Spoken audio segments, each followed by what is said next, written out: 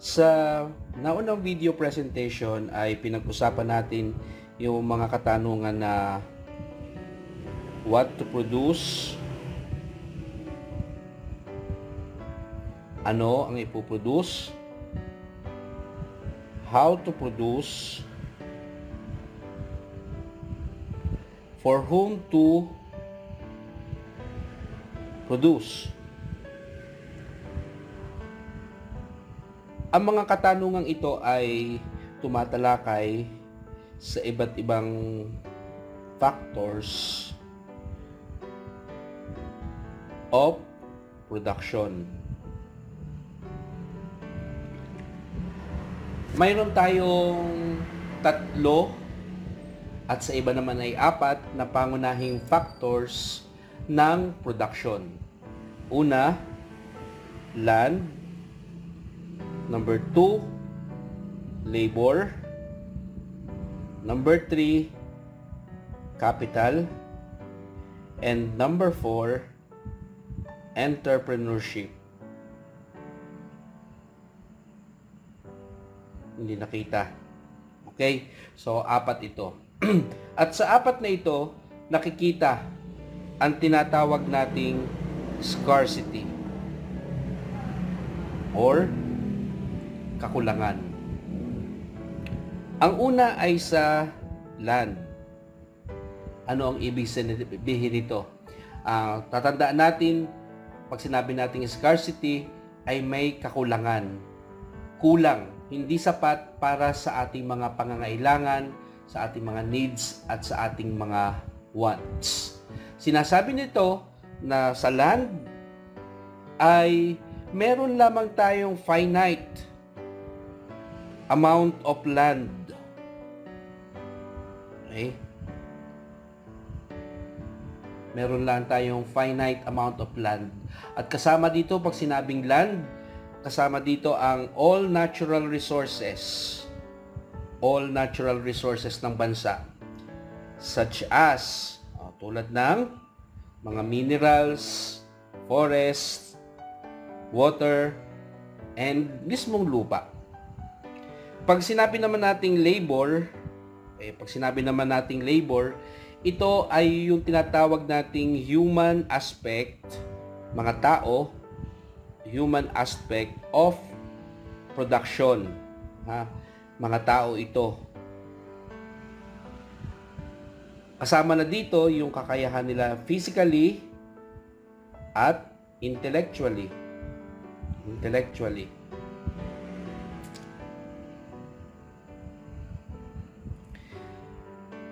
Sinasabi dito na yung population natin, yung kanilang mga skill sets, yung bilang ng pwedeng magtrabaho, yun ay makakaapekto sa production ng mga bagay-bagay, ng goods, ng services na ating ipoproduce.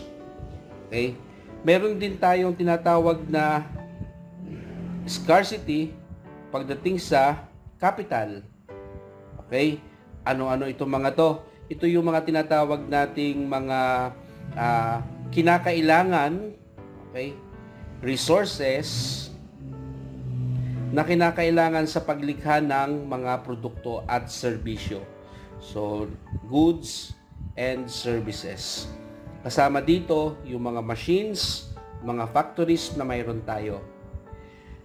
At ang kahulihan ay ang entrepreneurship. Ano naman ito? So naman ito ay hindi lahat ng tao, sinasabi nito na hindi lahat ng tao ay mayroong skills or kakayahan and kagustuhan. Okay, kagustuhan, let's say, inclination to start a business. Okay? Hindi lahat ng tao ay mayroong kakayahan na magsimula ng isang business. At ang 4 na ito, dito nakikita ang scarcity or ang tinatawag nating kakulangan, na siyang nagiging dahilan kung bakit kinakailangan nating gumawa ng mga desisyon batay sa tanong na what to produce, how to produce, and for whom to produce. Pag pinag-usapan ay land or sinabihin nating lupa, okay, gaya sabi ko kanina, ay kasama dito ang lahat ng mga resources na mayroon tayo, okay? At ito ay nagiging limited. Okay, nagiging limited ito, nagkukulang, okay? Sapagkat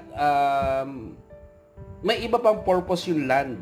So may other purpose siya, hindi lang siya for business. Ano-ano pa yung purposes ng land na mayroon pa tayong ginagagamitan ng ating lupa? So pwede ito sa agrikultura, okay? Sa agriculture, housing or pabahay, okay? Pwede din ito sa commerce, okay? May iba't ibang pinagagamitan nito eh. So lumiliit, nagiging limitado yung resources natin to the point siyang magkulang. So ano mga sanhi nito? Una, syempre, dumadami yung ating populasyon.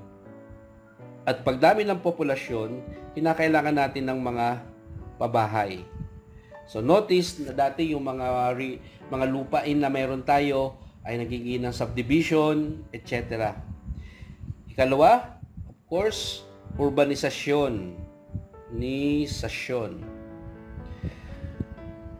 Ikatlo, pagbaba ng kalidad ng lupa. Hindi na fertile yung lupa natin. Pwede rin magkaroon ng scarcity due to conflict or war. 5, calamities. And of course, climate change. So maraming dahilan kung bakit nagiging limited or limitado ang ating lupa or land and other resources na ginagamit natin sa production ng ng mga goods and services na kinakailangan nating ibigay sa mga tao. Next, labor. So ang labor ay tumutukoy sa tao na may skills at pwede ring merong kakayahan intellect. Okay? Intellect. So ano ito? Ito yung ating lakas paggawa. Lakas paggawa. Pagdating nyo sa grade 10, pag-uusapan natin itong tungkol sa trabaho at makikita natin dito na nagkakaroon nga ng kakulangan sa labor. Okay? Maraming dahilan tulad ng sa lupa, maraming nagiging dahilan kung bakit nagkakaroon ng scarcity or kakapusan pagdating sa labor. Ang ibang mga dahilan nito ay tinatawag nating demographic changes. Demographic changes. Kung saan bumababa ang populasyon ng mga nagtatrabaho at tumataas yung sabihin nating aging population. So, kita nyo sa Japan, mas dumarami yung matatanda and therefore they have to rely on machines. They have to rely on automations. Number 2 reason ay migration. Sa grade 10 AP, pag-aaralan nyo kung ano itong migration. But when we speak of migration, ito yung paglipat ng mga tao from one place to another for several reasons. Halimbawa, yung mga nurses natin, umaalis. Mga engineers natin, nagpupunta sa ibang bansa. Yung mga teachers natin, nagpupunta sa Amerika. So, yung mga manggagawa sa ibang lugar, pumupunta sa ibang lugar. And therefore, nagkakaroon ng kakulangan dun sa inaalisan na bansa. Pwede ring magkaroon ng education or reason ang education. Pag mali ang curriculum, therefore, mali din yung skills na makukuha ng mga bata and therefore, hindi tugma dun sa pangangailangan ng trabaho. So, ang mangyayari, nagkakaroon ng skill mismatch. So, for example, maraming kinakailangang engineer. Pero ang kinukuhang courses ng mga bata ay sabihin nating tungkol sa architecture. Okay? So, ang punto lang dito is yung education pwedeng hindi tumutugma dun sa pangangailangan ng bansa when it comes to the labor force or yung lakas paggawa. Next, we also have capital. Okay? Ang capital ay tumutukoy sa una, kagamitan, yung gamit sa production, kasama dito yung mga machines, buildings, factories, okay, na ginagamit sa pagpuproduce ng mga goods and services na kailangan. So, ang scarcity ng kapital ay nangyayari kapag kulang ang mga kagamitan, machines, buildings, factories for the production of goods and services. Okay? Ano ang mga possible reasons for scarcity or capital? Scarcity sa kapital. Una, pagbagal ng pag-unlad. Okay? So, pagbagal ng pag-unlad ng isang bansa. So, ang kakulangan ng labor at capital ay nagdudulot ng mabagal na pag-unlad sa ekonomiya. Siyempre, kung wala kang kapital, wala kang magagamit para sa production ng goods and services. At pagka wala kang magagamit, hindi ka makakapag-produce. Next, ang epekto nito, pagtaas ng gastos sa produksyon. Okay? Siyempre, hahanap ka ng ibang pamamaraan para makapag-produce. Let's say, for example, wala tayong mga buildings, factories, processing plants para sa oil, halimbawa, or limited lang. So, syempre, hahanap ka ng ibang paraan para makapagtustos ka ng pangangailangan sa paggamit ng gasolina or oil. And therefore, hahanap ka ng ibang mga pamamaraan which can possibly increase yung capital sa production o yung ginagamit na pera halimbawa. At pagtaas ng ibinubuhos mong pera sa production ng mga goods and services, then kinakailangan mo itong ibenta ng mas mahal para kumita ka. Okay? Ano pa? Pagbaba ng kakayahan mag-produce.